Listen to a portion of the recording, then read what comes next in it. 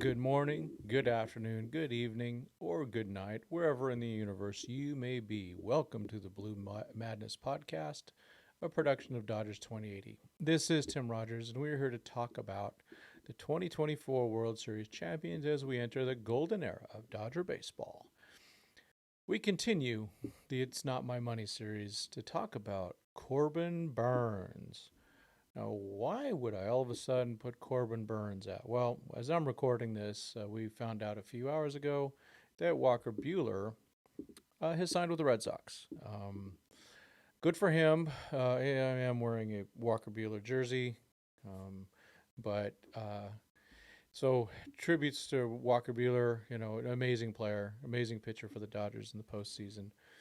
But the Dodgers have decided to move forward with something else. That's what they're doing, and can't really control that. That's what they've decided to do, and I'm sure they have their reasons. The head says, "Oh, okay." The heart says, "Oh, yuck." But we're here to talk about Corbin Burnes. So let's look right away at Corbin Burnes. All right, here we go. All right, here's his Savant page. And it looks good. So he's 30 years old, right? Um, he's been a really consistent pitcher for a long time. There's a lot to like about him. I know people go, well, his strikeouts went down. True. Very true. But let's look at overall what we see from him. And folks, there's a lot of red in here. Just a ton of red. I think what we concern ourselves is the fastball velocity. Does he have an issue? No. No. Uh, so I am not worried about that at all. Um, he's probably a guy now that's going, hey, I'm in it for the long term. And the one thing about him, I don't think he's had Tommy John that we know of, at least since he's been in the major leagues. Maybe he had it when he was younger, but he was drafted in 2016 and he was up. I remember him in the 2018 playoffs because a friend of mine is actually familiar with his dad. I think they played together or something like that in Bakersfield. And that's where Corbin Burnes is from. Um, and so he's been very productive over his career, and everything looks really good.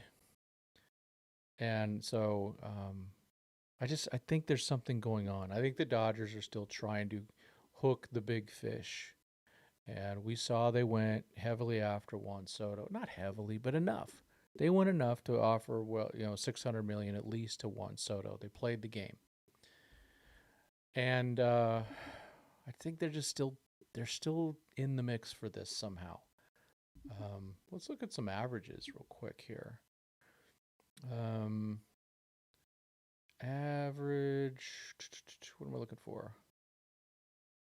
I'm looking for his pitch tracking. So we'll just look at his average miles per hour. So his sinker's really his fastball. That's at 97 in 2024. 2023, 95.3. So I'm not so worried about a loss in velocity. Maybe he just says, hey, I'm going to try and preserve my arm to be a better long-term solution. Want to make sure I'm ready for free agency. All those good things. So 30-year-old ready pitcher. He's one of the best in baseball. Beat out Walker Buehler in the 2021 Cy Young Award. I dispute that because he was getting lit up and they took him out, or else he would have lost that ERA title and maybe the Cy Young Award. But right now, and I'm just talking right now, and we don't know about the future. We don't know how good Walker Buehler is going to be.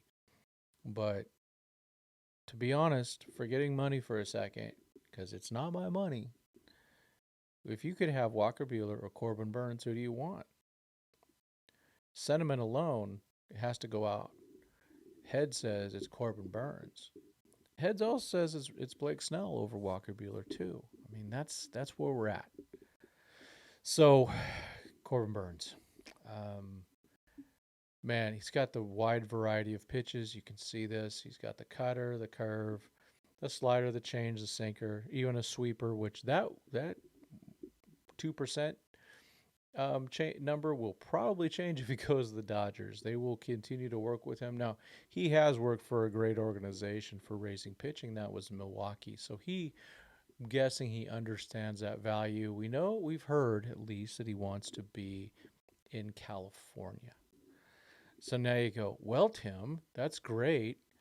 And I know it's not your money, but what would the Dodgers really be willing to offer? And someone's mentioned it in my chat, and is the nickname. I just say, hey, it's a short-term high AAV, which is also known as the Bauer contract. If you remember with Bauer, it was $40 million for the first year, $48 for the second, and 17-year opt-out, or I can't remember what the number was. And of course, that didn't work out. So we know that. But if you were to work a contract with this gentleman, now he lives in California, is my understanding. So let's make sure of that.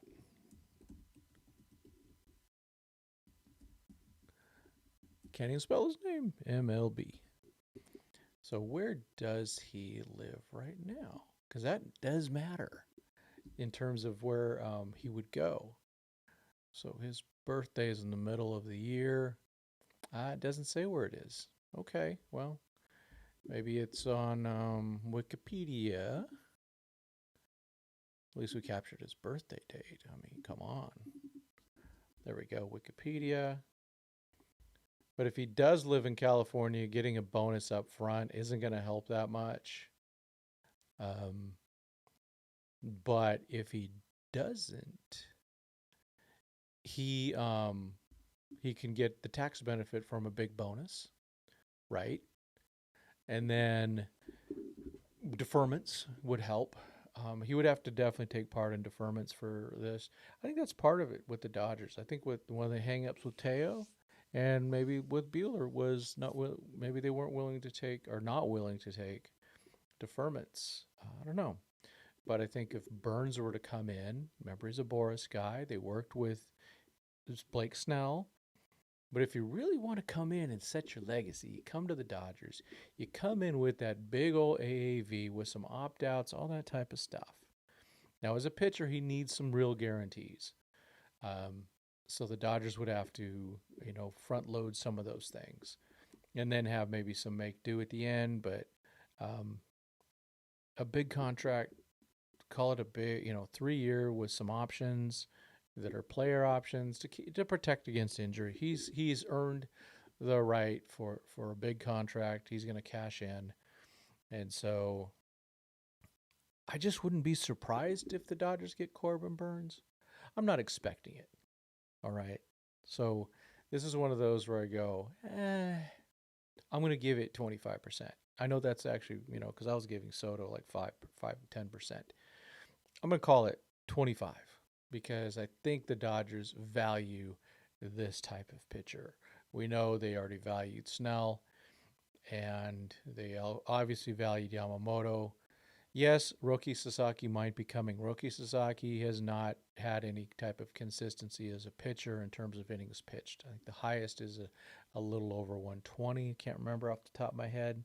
Could have been 140. But, we need guys that are going to fill that rotation for the playoffs. Last year was an amazing thing that we saw, and it'll probably never happen again, folks. To be able to bullpen games like that was amazing. That's not happening probably ever again. So I'm not going to count on those things. Oops, sorry about that. I just sorry about that. I don't know if you heard that. But they're not going to. That was a unicorn of a postseason. Probably never happen again, or at least not in the near future. Everything lined up for the Dodgers to win this World Series, and now they're going to probably have to take a different approach, which I'm fine with. Take that different approach. Let's go get the wins. Let's go repeat. Make this a dynasty. Walker Buehler's gone, at least for now. I do hold out hope he comes back because I think he is a Dodger. I think he's got that, Kike Hernandez in him where he's just this is where he belongs, but he's got to go get some money. Kike had to go get some money. He got some money. Walker Buehler needs to go out and get some money. Go get some money. Get that, because let's be honest, if he didn't have Tommy John surgery, he would have already had a $200 million contract. That's how big of a difference it's been for him because of the Tommy John. That second Tommy John surgery wrecked him in terms of his contract value. So, and you can blame it. I blame it on them short resting him. I know they say Scherzer did this. No, the Dodgers did not have to short rest Walker Buehler, but they did. It was a mistake, and now they're paying. They paid for it. They've lost him, but let's hope that whatever happens with the Dodgers, all the best to Walker Buehler. But most importantly, all the best to the Dodgers. Go get Corbin Burnes. Make us forget about the pain we are going through at the moment. So, yeah, my heart's broken, but my head's going, all right, what's next? All right, thanks, everybody. Really appreciate you listening. I don't know if I have any more It's Not My Money's lined up. I'll have to take a look at the free agency class. There's not a lot out there. Well, we already did Tanner Scott, so I still want Tanner Scott. All right. So again, that's probably the end of the It's Not My Money, but I will not officially calling it officially. So thanks everybody. As always, God bless and go Dodgers.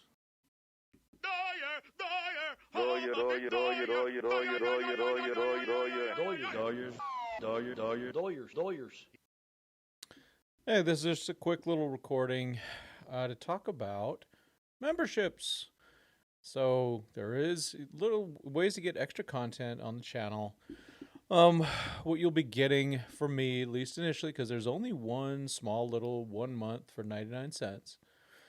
You will get any videos I put out. I will be putting out 2 versions of it. One will be for members only that will run no ads. And then the other ones will run ads. Just the way it is. And then there will be, when I have videos, I'm going to put them right out as soon as possible to the members. And then they'll go out normally to the general audience.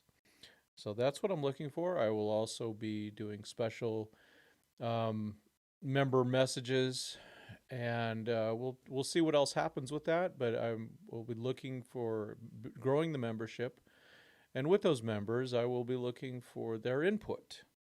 And if we can get enough members, then we'll do things like members only giveaways and more different types of content, things like that. So I'm just pushing it a little bit, see what happens with that. If I don't get much traction, then, we'll try something else. But that's it. Hope you enjoy the rest of your day or night.